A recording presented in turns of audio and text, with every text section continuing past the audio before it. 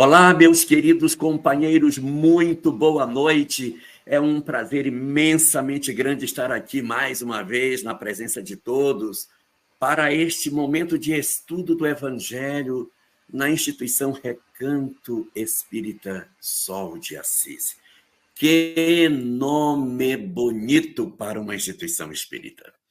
E hoje, particularmente, nós iremos falar de um conceito que é muito interessante a gente trabalhar, porque ele nos oferece uma compreensão muito curiosa daquilo que a doutrina espírita nos oferece, combinada com o conhecimento que nós somos capazes de obter em outros ambientes que não somente aqueles que a doutrina espírita nos oferece.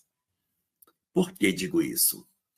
Porque as verdades espirituais, elas vêm atravessando o tempo através da boca de diversos mensageiros. Muito mais importante de quem foi que disse o quê, muito mais importante do que o mensageiro é a mensagem, o conteúdo que nos foi oferecido a partir do momento em que tivemos a oportunidade de entender o mecanismo da própria vida. Assim, portanto, muitos foram os iluminados que atravessaram a história da humanidade, nos oferecendo conhecimentos maravilhosos a respeito da vida. E um dos grandes iluminados que estiveram conosco durante um período anterior até à chegada do Cristo planetário, à encarnação do Cristo planetário, ou seja, Jesus, nós tivemos uma mensagem muito interessante, que é a mensagem de Siddhartha Gautama, chamado o Buda. O nome dele não era Buda, o nome dele era Siddhartha. Ele era chamado de Buda porque esta palavra, no idioma local onde ele viveu, significava aquele que encontrou a iluminação, aquele que se iluminou, aquele que se libertou das condições da pequenez humana e alcançou a plenitude da vida. Na sua grande mensagem oferecida à humanidade, o Buda vai nos trazer muitos conhecimentos, mas os estudiosos que se debruçam sobre o ensinamento búdico vão nos dizer que existem 4 informações que são preciosíssimas no pensamento do Buda. Essas informações são chamadas de as 4 nobres verdades. Ou seja, o Buda, ao longo da sua existência, descobriu 4 coisas maravilhosas. Ele descobriu algo que verdadeiramente transforma o sentido de todas as coisas. A primeira coisa que Buda descobriu, e que é, assim, muito importante, e que é chamada da sua primeira grande verdade, é a compreensão de que sim, que o sofrimento existe. Ele diz, é verdade, existe sofrimento. E a gente poderia dizer, mas eu sempre soube que existe sofrimento. Mas o que ele quer dizer com o fato de que exista sofrimento é de que o homem precisa fazer contato com a sua dor. Nós precisamos fazer contato com a dor, porque a dor, ela existe nas nossas vidas. E muitas vezes nós vivemos uma consciência de sono em que a gente não quer ouvir falar das dores que a gente possui.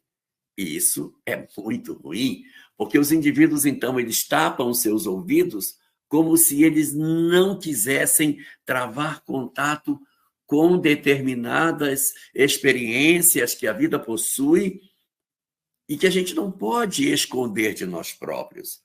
Nós não podemos fingir que não existem, porque se eu fizer, Ítalo, uma tentativa de viver a vida fechando meus olhos para o sofrimento, ele não vai deixar de acontecer. E se eu não me preparar para ele, eu serei tomado de um desespero, porque eu não saberei lidar com isso. Então, a primeira grande verdade que o Buda nos entrega é: saia da consciência de sono. Liberte-se da ignorância de acreditar que a vida é só coisas maravilhosas e risonhas. Ela não é, ela não é. A vida possui sofrimentos, possui desafios, possui momentos de profunda amargura. E eu preciso fazer contato com isso e reconhecer na profundeza do meu ser que sim, a dor verdadeiramente existe. Sim, é verdade que existe o sofrimento. Para que eu possa, então, a partir do momento em que eu reconheço que esse sofrimento existe, que eu trabalhe a minha intimidade para saber como lidar com ele. E, nesse sentido, o Buda nos diz o seguinte: o Buda nos fala que o sofrimento poderia ser representado por 4 experiências que são muito marcantes em termos de sofrimento. São experiências que a existência humana possui e que produzem muitas dores em nós. Quais são essas 4 experiências apresentadas por Buda para a compreensão do que seja a dor, o sofrimento? O Buda diz o seguinte, que os 4 sofrimentos são a doença. Adoecer é ruim. Receber uma notícia de adoecimento, de uma doença incurável, de uma doença mutilante, é muito difícil, porque você tem sonhos, às vezes você ainda é jovem, está com uma série de sonhos para a vida e é atropelado por uma doença incurável. É atropelado por uma doença que lhe vai limitar os movimentos, que vai impedir que você consiga exercer a vida que você exercia antes. Isso é causa de sofrimento. Então, o Buda diz que uma das 4 causas do sofrimento é a doença. A segunda, a velhice. Às vezes a gente adoece jovem, mas às vezes a gente não adoece. Mas quem não adoece jovem e avança nos anos, chegará à velhice. E a velhice, independente de ser doença, porque ela não é doença, a velhice é uma circunstância da existência, ela também tem a sua carga de dores. Você aceitar que você agora anda mais devagar, que você precisa de um corrimão para se apoiar, que você não tem mais a mesma vitalidade de antes, que você não tem mais a força física para brigar fisicamente com ninguém. Aceitar que o seu corpo não responde mais aquilo que você tanto executou, daquilo que você tanto fez. Então, é muito complicado você lidar com a perda da beleza, com a degeneração progressiva das suas funções. Também causa muito sofrimento envelhecer. Uma terceira causa de sofrimento, a pobreza. A pobreza. Você procurar recursos para viver e não ter. Passar fome. Ver seus filhos pedindo coisas que você não pode comprar. Estar oprimido numa sociedade que não lhe dá perspectiva de mudança de vida. Viver apenas para trabalhar, simplesmente, sem a menor perspectiva de um dia conseguir ter alguma coisa sua, porque o seu dinheiro dá apenas para comprar a comida, se muito, da sua família. Perder todos os bens, viver miseravelmente, sem nenhuma perspectiva de solução. Também gera muito sofrimento. Imagine juntar os 3, hein? Você fica velho, você fica doente e você fica pobre. Se aposenta. Aposentadoria pequena. Você já doente, velho, tendo que lidar com todos esses desafios. O quanto que isso é doloroso. E a quarta das grandes razões de sofrimento, segundo o Buda, é a morte. A morte, a despedida, a frustração de não poder ter mais ao seu lado alguém que você tanto ama. A tristeza do berço vazio, a porta que não abre mais chamando o seu nome, o leito que você deita sem ter ninguém para compartilhar com você. Os desafios sozinho na vida, porque seu grande companheiro não está mais ao seu lado. A ausência da proteção de um colo de mãe, de um colo de pai. A sensação de que a vida fechou as portas, porque negou a nós a convivência com quem tanto amávamos. São sofrimentos. E esses sofrimentos existem, e se nós vivemos numa espécie de consciência de sono, nós não temos a perspectiva de nos desembaraçarmos bem de tudo isso. Por isso, o Buda diz, a primeira grande verdade é, gente, o sofrimento existe e é preciso que nós nos preparemos, nos fortaleçamos, porque nós iremos enfrentar, se não todos, pelo menos um você vai enfrentar, que é a morte. Mas a doença, a pobreza, a velhice, também são muito frequentes. Então, por que nós nos escondemos, Ítalo? Por que nós fugimos? Por que nós botamos uma máscara no rosto e não queremos assumir todas as características que o sofrimento humano nos empurra para que a gente consiga amadurecer na experiência de lidar com todas essas coisas? O Buda, portanto, dizia que a primeira das quatro, a primeira grande verdade, ou a primeira nobre verdade, é reconhecer que o sofrimento existe e entender que sim, que não adianta fugir. Ele vai nos alcançar. Então, não adianta dourar a pílula. Ele vai alcançar a cada um de nós, talvez nas suas 4 expressões. Pobreza, doença, velhice, a morte. Então, diante dessa perspectiva, o Buda dizia o seguinte: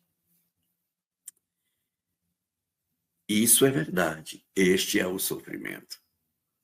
Mas a grande pergunta é, qual é a segunda das grandes nobres verdades? Ele responde uma segunda pergunta: qual é a causa do sofrimento? E esta, Ítalo, é uma resposta espetacular. A contribuição que o Buda deu à humanidade quando nos traz a resposta para essa pergunta é gigantesca. Porque ele, depois de muito meditar, de muito tentar entender o que acontecia, ele encontrou a resposta da causa do sofrimento humano. É porque, assim, se o sofrimento existe, ele vai acontecer. Eu preciso me preparar para ele. Mas se eu soubesse de onde ele vem, eu talvez conseguisse um bom resultado nesse sentido. E é quando o Buda nos oferece a sua grande segunda nobre verdade, dizendo que a causa do sofrimento, olha só qual é a causa do sofrimento. A causa do sofrimento é o desconhecimento das leis universais. Não é espetacular isso? O que o Buda diz? A causa do sofrimento é a ignorância espiritual. A criatura que ignora as leis às quais estamos submetidos nos oferece, na verdade, uma circunstância de perceber alguém em profundo sofrimento. Porque se eu não sei, repara bem, o que é o conhecimento espiritual? O conhecimento espiritual é saber, primeiro, que temos Deus que cuida das coisas, que é soberanamente justo e bom, que sua criação é feita para alcançar a felicidade, que a gente evolui pela experiência, que somos almas imortais, que encarnamos para poder testar as nossas virtudes, que todos nós temos um destino feliz, que se nós não fizermos o que é o mais correto, nós sofreremos no mundo espiritual, que reencarnaremos quantas vezes se fizerem necessário, até depurar as nossas imperfeições, que o amor é a chave da nossa felicidade. Essa é a segunda nobre verdade. Não é lindo isso, Ítalo? Não é lindo isso? Porque ele não só descobriu que o sofrimento existia, como ele disse, eu sei qual é a causa. Por que o homem sofre tanto? Por causa do desconhecimento espiritual. Por exemplo, o cara tem uma doença, é uma doença incurável, ele vai morrer. Ele tem uma doença incurável, ele vai morrer. Não tem jeito, ele vai morrer. Então, como é que eu posso libertar essa pessoa do sofrimento? Dizendo para ela que ela é imortal. Que o corpo, na verdade, é só uma expressão, é só uma veste, é só um uniforme. Mas que ele é indestrutível. Não, você está doente, é verdade. Essa doença vai ter um impacto muito grande em você, na melhoria do seu perispírito, porque, de repente, a pessoa renasceu com algumas doenças e ela diz, meu Deus, eu sou uma pessoa doente. Não, você não é. Nesta encarnação, você nasceu com uma limitação, mas para deixar isso no corpo, para que isso fique no corpo, para que, de repente, numa próxima existência, você possa voltar. Não mais como aquela criança com uma doença, mas agora um adulto saudável. Por quê? Porque deixou naquele corpo doentinho, magrinho, olha os bracinhos tão magrinho, deixou naquele corpo as doenças que possuía. E agora reencarna de maneira mais saudável. Se eu sei que sou uma alma imortal, eu suportarei melhor a minha doença. Eu suportarei melhor a minha velhice. Porque eu saberei que a velhice também é temporária. Que eu também vou ser jovem novamente, que eu também vou renascer. Como o conhecimento espiritual a falta do conhecimento espiritual nos cega, como que nos incomoda. E o Buda dizia, olha, a falta de conhecimento espiritual gera 2 filhos. Um filho é a ilusão, né?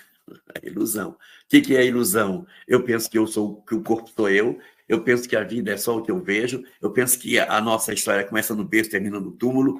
Eu tenho uma visão completamente equivocada. Então eu engano, trapaceio, eu roubo, eu odeio, tenho raiva dos outros. Cara, eu fico preso dentro de uma determinada forma de viver profundamente desequilibrada. O desconhecimento espiritual gera ilusão. Por quê? Porque eu olho no espelho e o que eu vejo no espelho eu penso que sou eu. Eu estou errado. Porque o que eu vejo no espelho não sou eu. O que eu vejo no espelho é apenas o corpo que eu visto. É apenas o uniforme que eu estou usando nesta existência. E assim também, se eu não sei que a vida é imortal, quando vem a morte, eu me desespero. E eu não estou falando isso no sentido de crítica daqueles que, na sua situação de luto, sentem a dor da partida dos seus entes queridos, porque é plenamente compreensível a dor da perda, da retirada de nós, de alguém que tanto amamos. Indiscutivelmente, é complicado, é difícil você lidar com essa situação. Mas isso, na verdade, pode mudar, não é? Porque o desconhecimento espiritual, a ilusão, faz com que eu olhe as coisas e veja que o meu filho morreu. Não, o meu filho verdadeiramente não morreu. Quem morreu foi o corpo dele. Mas ele, como meu filho, está vivo. Mas eu não sei disso. Então eu me desespero, eu blasfemo contra Deus, eu até enlouqueço de dor. Da mesma forma que existem todas essas coisas, a falta do conhecimento espiritual vai atacar o segundo filho. O primeiro filho é a ilusão. E o segundo filho é o apego.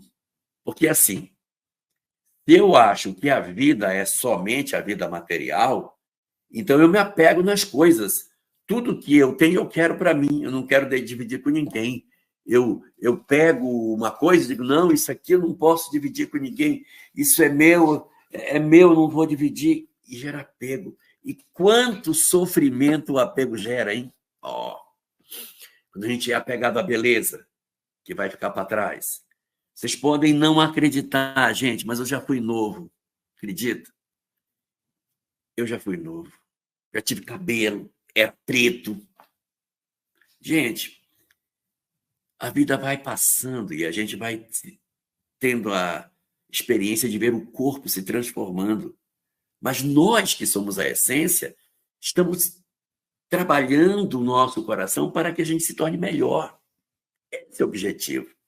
Então, essa segunda grande nobre verdade do Buda nos ofereceu a compreensão de que, sim, o sofrimento existe. Mas o homem sofre por quê? O homem sofre porque desconhece a vida espiritual. O homem sofre porque ele não sabe que ele é um espírito imortal, que ele tem uma promessa maravilhosa que vai se cumprir, que é a felicidade, que ele, amando, encontra essa felicidade. Puxa vida! Então, a segunda grande nobre verdade do Buda é dizer: eu sei por que a criatura humana padece. Nós padecemos porque desconsideramos que somos espírito. Aí está a raiz do sofrimento. Exatamente por conta disso, o ser humano ele se condena a ter encarnações muito parecidas. As encarnações dele ficam assim, ó, como se ele estivesse preso dentro de uma roda. Dentro de uma roda. Roda, em sânscrito, é mandala. Então, a pessoa fica presa dentro da mandala, se batendo dentro dela, sabe? Ela não sai daqui de dentro. Ela encarna e reencarna e fica se batendo aqui dentro. Ela fica se batendo. Quais são as experiências que ela tem?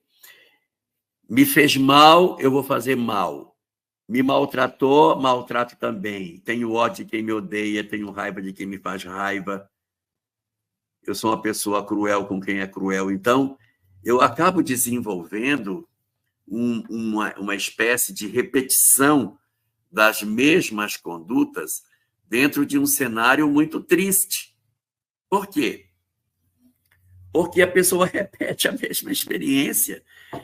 É uma pessoa presa dentro da mandala, ela está presa aqui dentro, olha. Então, ela se bate nessas paredes o tempo todo e não sabe sair. Ela não sabe sair. E quando eu falo que não sabe sair, é porque ela vai ficar aí presa indefinidamente, até ela conseguir sair. Mas como que ela vai sair, Ítalo? Como que ela vai sair se ela não sabe a porta de saída? Como que ela vai sair se ela tem desconhecimento espiritual? Não tem jeito. E aí é que entra a terceira nobre verdade do Buda. A terceira nobre verdade é: existe uma forma de cessar o sofrimento. Então, o Buda não só diz que o sofrimento existe, na primeira verdade, não somente diz que existe uma causa para o sofrimento, que é o desconhecimento espiritual, a falta do conhecimento espiritual, e isso, ó, a doutrina espiritualidade sobra para nós. A gente pode reclamar de qualquer coisa, mas de conhecimento espiritual, ninguém pode dizer que o espiritismo não entregou. Gente, o que mais as obras espíritas falam é desse conhecimento que o Buda tanto destaca. Aí tem a terceira nobre verdade. Qual é a terceira nobre verdade? Existe forma de cessar o sofrimento. O sofrimento pode ser cessado na criatura. Não é lindo isso? Porque ele podia ter descoberto, olha, eu sei o que é o sofrimento e eu descobri qual é a causa do sofrimento.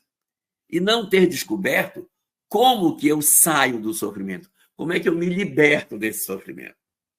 E ele diz, eu sei também.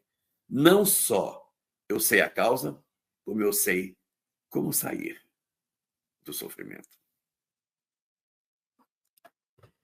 Como que sai dele?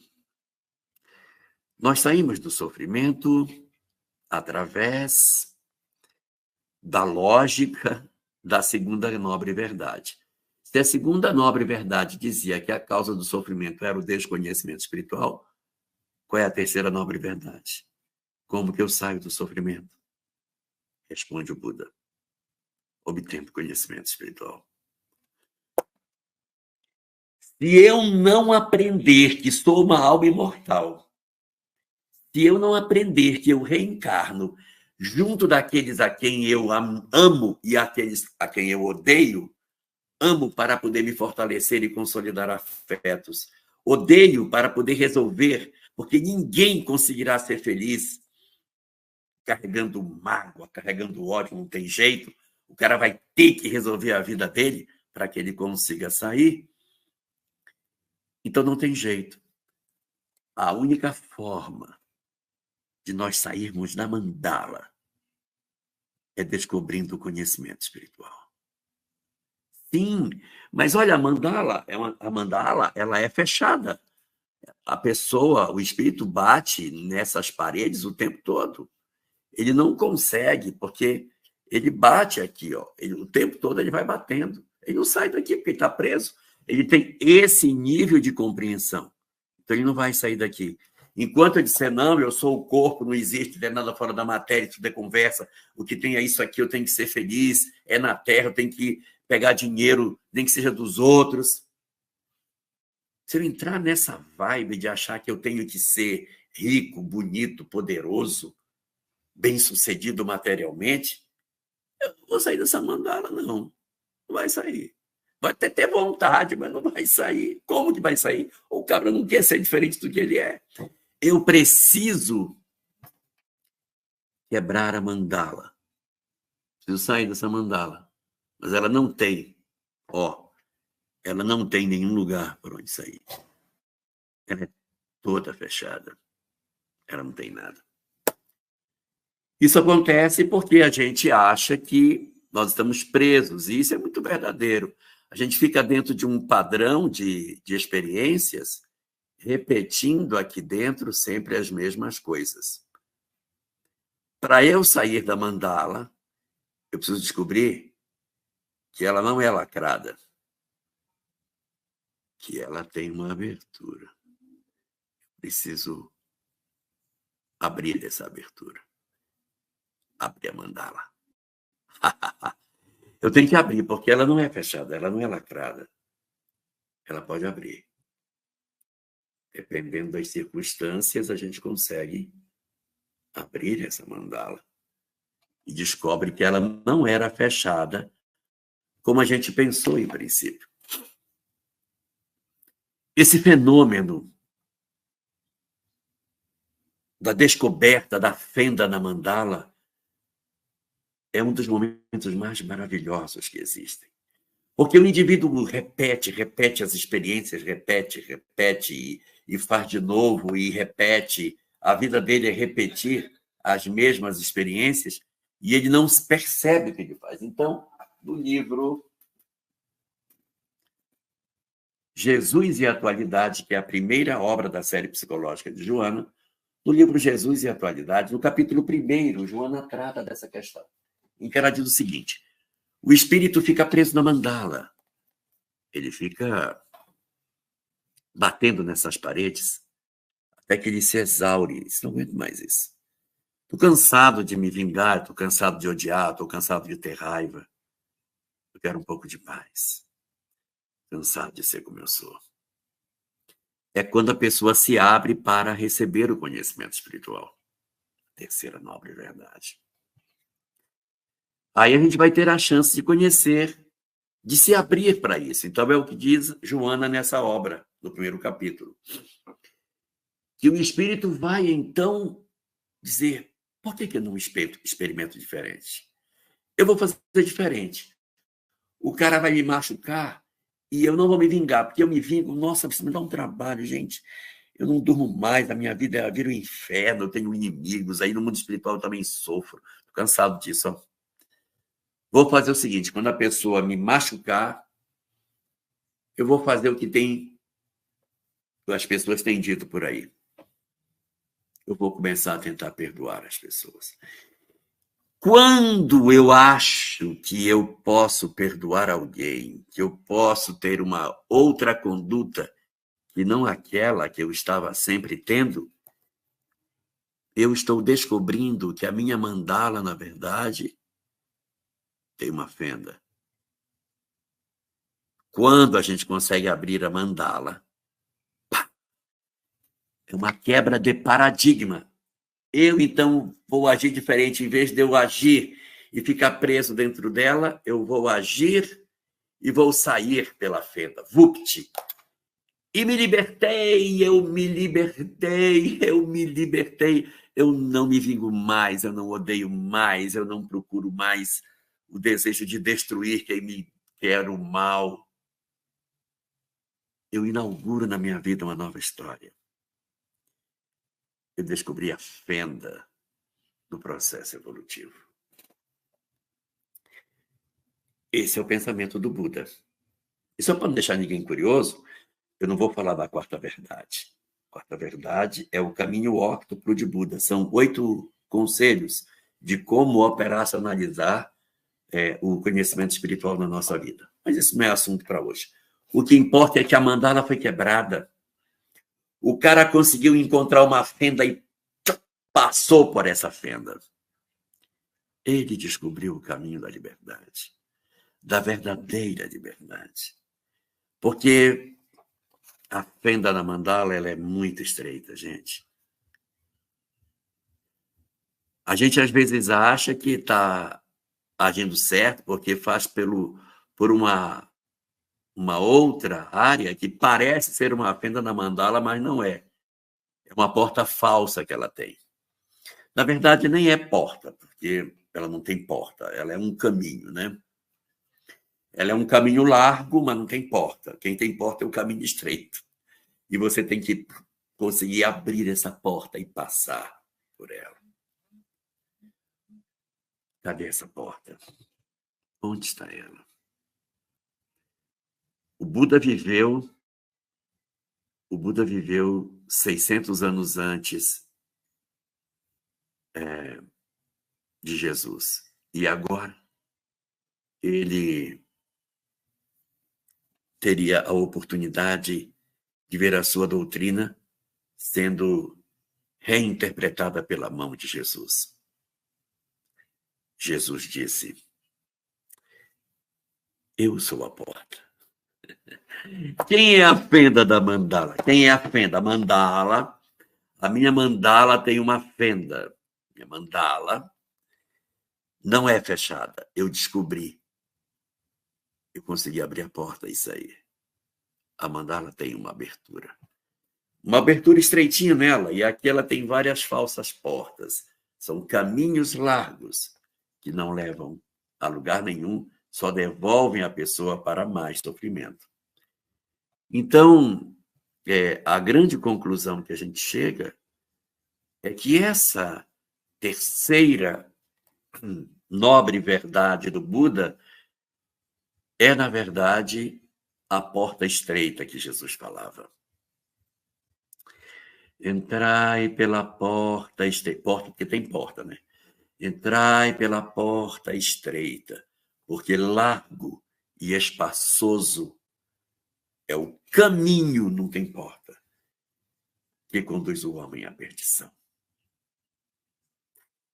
Então, o caminho que vai permitir ao homem a libertação dessa mandala de repetição de atavismos não é largo, é um caminho estreito. É um caminho que não tem muita largura. Por quê? Porque a gente, às vezes, quer passar pela porta estreita e se engana achando que saiu e não saiu. Às vezes, a gente quer achar que a gente se aproxima de Deus através dos cultos exteriores, nas roupas que eu visto, corte do cabelo que eu uso, nas danças que faço, coreografias, na liturgia, nos paramentos que eu uso. Não. Os cultos exteriores não trazem verdadeiramente a chave da porta estreita. A chave da porta estreita vem com a abnegação. O que é a abnegação? A abnegação é o dom de negar-se a si mesmo. E, em vez de eu colocar a mim em primeiro plano, eu ponho o outro. É como está no capítulo 17 do Evangelho segundo o Espiritismo, na mensagem O Homem de Bem, quando diz assim: o homem de bem, ele sacrifica sempre seus interesses em favor os seus interesses em favor da justiça. E primeiro pensa no outro, antes de pensar em si mesmo. Pensar no outro antes de pensar em si mesmo chama-se negação de si, ou seja, abnegação. Abnegação é: primeiro eu vou cuidar das pessoas, depois eu cuido de mim. Abnegar. Quando a gente diz assim, não, farinha pouca, meu pirão primeiro, isso fugiu da abnegação, puf, a porta estreita fechou. A porta estreita abre quando eu renuncio a mim mesmo. Por quê? Por quê? Por quê? Por quê? Porque a renúncia sobre si mesmo é a vitória sobre o ego. Quando eu abro mão da minha prioridade para atender alguém que precisa, eu estou renunciando a essa primazia de atender aos meus interesses, como se, de repente, eu fosse a coisa mais importante, e me retiro desse palco e digo, não, eu posso me resolver de outra forma. O outro está em condições mais difíceis que a minha. Deixa eu dar a vez para ele. O Buda chamava esse sentimento de compaixão. Dizia que a compaixão é que abre a fenda na mandala. A compaixão é que liberta a criatura da mesquinhez das nossas existências por nos oferecer a chance de interpretarmos o conhecimento espiritual, que liberta a criatura do sofrimento. Então, a doutrina espírita, ela comparece nas nossas vidas para nos dizer que não existe forma de nós conseguirmos alcançar a felicidade se nós não mudarmos o nosso proceder. Se eu não fizer uma mudança no meu comportamento, eu estou preso dentro da mandala. Eu não encontro a porta estreita. Só posso encontrar a porta estreita quando eu me predispuser a procurar por ela. Dizia Jesus, buscai e achareis. A gente não busca, então nunca vai achar. Então eu tenho que buscar até achar. E quando acha, diz o Cristo, batei e abrir-se-vos-á. Buscai e achareis. Batei e abrir-se-vos-á. Cara, eu só conheço um negócio que bate e que abre. Batei e abrir-se-vos-á. É porta, papai. Então, se eu tenho uma mandala que está fechada e eu quero sair dela, eu preciso me predispor a buscar o conhecimento espiritual. Eu preciso me predispor a um processo de mudança comportamental. Eu preciso estar atrás.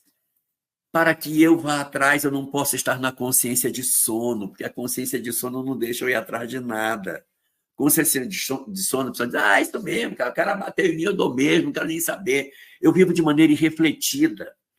Para que eu consiga sair pela porta estreita, tem que descobrir que precisa buscar, senão não acha a porta.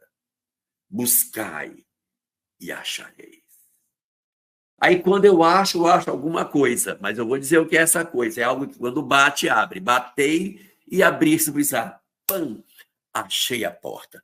Não deve ser um caminho errado, porque o caminho largo não tem porta. Quem tem porta? É o caminho estreito. Buscai e achareis. Batei e abrir-se-vos-á. Pedi e obtereis. Se eu encontrar o caminho correto, a porta exata, e eu pedir a Deus por aquilo que estou precisando, e agora os meus interesses não são mais mesquinhos, se eu estou procurando pela porta estreita, eu estou atrás do conhecimento espiritual, eu não estou mais atrás da repetição dos condicionamentos comportamentais que eu tinha, eu quero me libertar do atavismo, então o que é que eu vou pedir quando eu achar essa porta? Coisas espirituais. eu vou pedir coisas do Espírito. Não vou pedir coisas... eu quero uma bicicleta. Ninguém vai pedir isso. Nós vamos pedir coisas do Espírito, porque já vencemos essa etapa, estamos exaustos desta nossa busca pelas coisas materiais e chegamos à compreensão que agora é hora de pedir pelas coisas espirituais. E de Jesus: pedi e obtereis. Então, quando eu me canso e eu começo a busca, eu vou encontrar. E quando eu encontrar, a porta está fechada, porque a porta é estreita. Então, eu tenho que bater na porta estreita para que essa porta abra. E a porta abrindo, eu vou poder encontrar alguém. Porque ninguém pede para o nada, né? É porque tem alguém na porta. Existe alguém na porta. Ninguém pede para o nada. Bati, abriu, alguém abriu. E esse alguém entende o que eu falo, porque eu vou pedir e eu obterei o que tiver. Porque Deus não vai negar para nós os aprendizados espirituais que a gente precisa ter. Só que para que a gente consiga realizar esse processo de mudança interior, para que eu consiga fazer a nossa travessia nessa porta, tem que renunciar a si mesmo. O Cristo, num certo momento, deu 3 conselhos para nós. Quem quiser vir após mim, passa pela porta. Quem quiser vir após mim, 3 conselhos. Primeiro, negue-se a si mesmo. O que é negar a si mesmo? Abnegação. Negue-se a si mesmo. Segundo, tome a sua cruz. O que é tomar a sua cruz? É assumir os compromissos que a vida tem. Eu sou mãe, então seja. Eu sou pai, então seja. Eu sou professor, então seja. Seja o que a vida está pedindo que você seja. Não se esconda das oportunidades de serviço que a vida está pedindo que você faça.